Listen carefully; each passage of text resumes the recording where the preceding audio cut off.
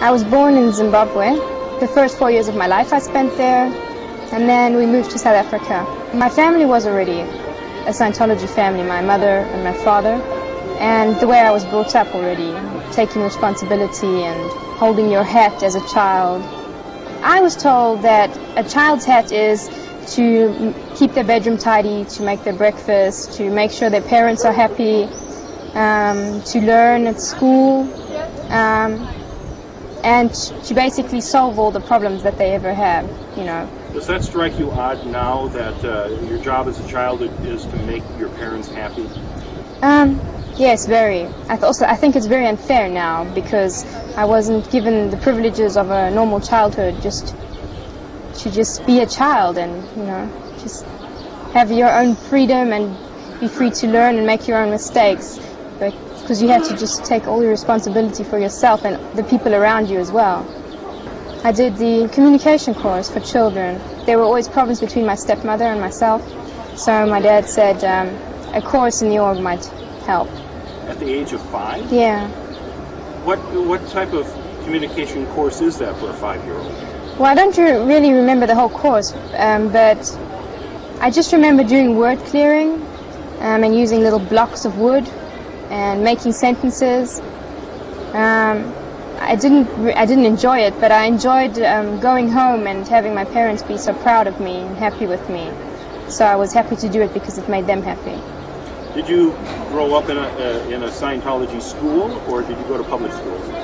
No, always to public schools. I don't even think there were Scientology schools in South Africa when I was there. It was very new then. I joined the Sea Org when I had just turned 16. One day my dad came into my room and said, this was after my parents had divorced, that his girlfriend didn't want me to stay with them. So he said I must move out. So I said, well, where to? So at first I did a bit of babysitting for Scientologists, and in return I could stay with them, and that went on for about 2 weeks. And then a friend of mine said, you know, I want you to meet some people, and there were recruiters from Flag and Denmark and England, and they told me about the Sea Org. And my dad said, yeah, join the Sea Org because, you know, there you have a place to stay, you have food to eat. So you were, in essence, forced into the Sea Org? Yeah. Out of desperation? Yeah. And I was happy that I had that opportunity, that I had any opportunity to take care of myself, because I didn't know what to do and where to go. It sounded very sudden. Very, yeah. But it also sounded good because it was a place that where everybody helped each other, everybody was ethical. They wanted to save the planet. It was wonderful. It was like having a family again after I had lost my family. Is this what you were told, or is this what you found once you got there? That's what I was told. And what was the reality? The reality was when I got there that, first of all, the very first thing that happened was I had to do a sec check. Then they took away all sorts of personal things like perfume products and books that they thought were inappropriate. I was told that all the friends I had who were non-Scientologists, I was not supposed to be in contact with them anymore. So it was a very controlled environment from the very first day, right from the very first hour. So you're told not to communicate with any of your friends? Well, those who were not in Scientology or who were maybe against Scientology. And did you find that odd? I found it very odd, and I found it very uncomfortable. I don't like to be controlled that way. Did you try to contact any of your friends? I still kept in contact with them, which was one of the reasons that I stayed on the EPF for so long, because I was always in ethics. Explain the EPF to me. Well, if you spell it out, it's the Estates Project Force. And they basically do physical work all over the base, from cleaning out sewage pipes to, we built a sauna when I was there, a little miniature castle from outside. I'm still proud of that. I mean, I built it. We were digging trenches all night, carrying cement sacks around that were 30 kilograms heavy. And you were how old? 16. And how long were these days? The days were a minimum of 15 hours. And was any of that time spent in schooling? Well, 5 hours we were studying L. Ron Hubbard's books, his courses, his Sea Org courses. And we had half an hour for dinner and half an hour for lunch. And if we ever wanted to go to the toilet, then we had to go with our buddy, and we had to double time too. It's a mixture between a walk and running.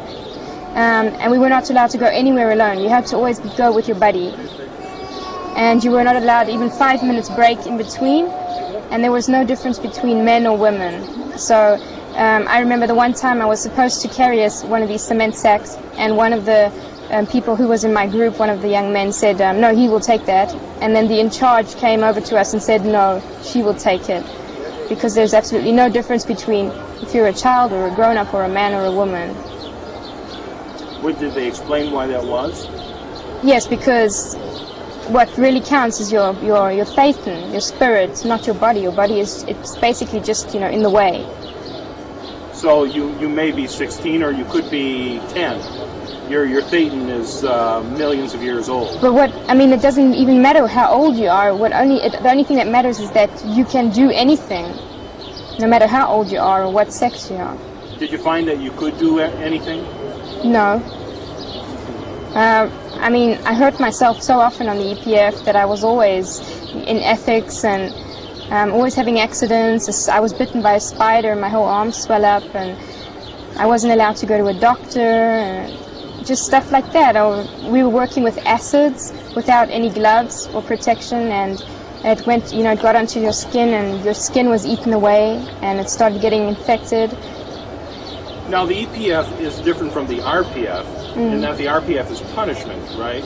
Or you have to make amends by being on the RPF. The EPF was just.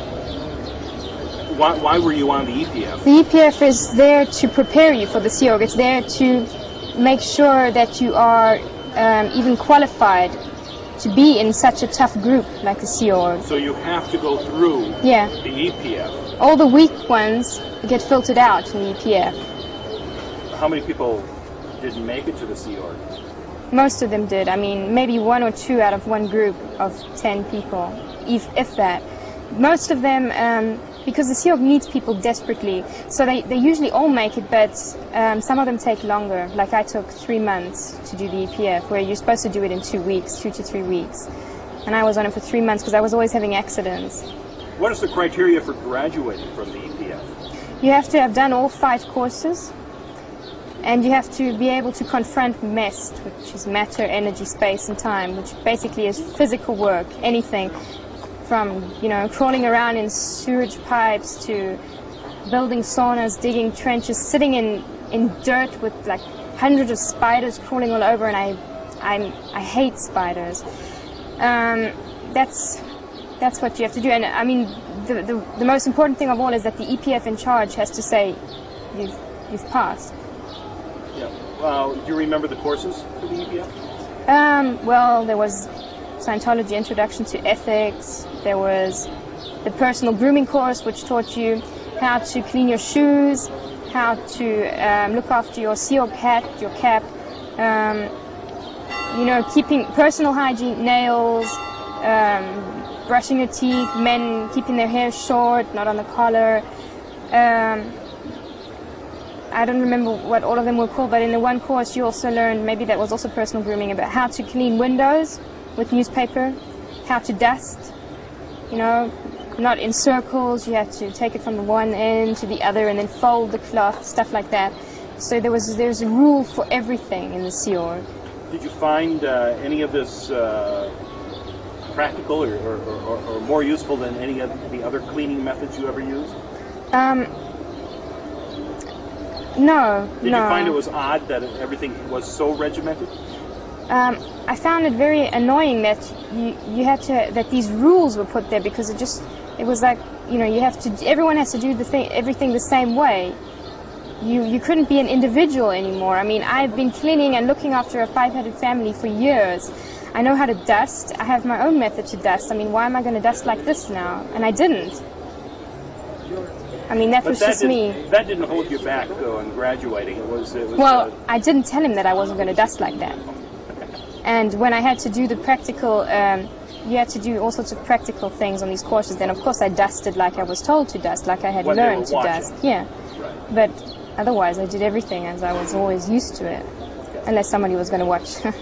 So you graduate, and now you're part of the Sea Org.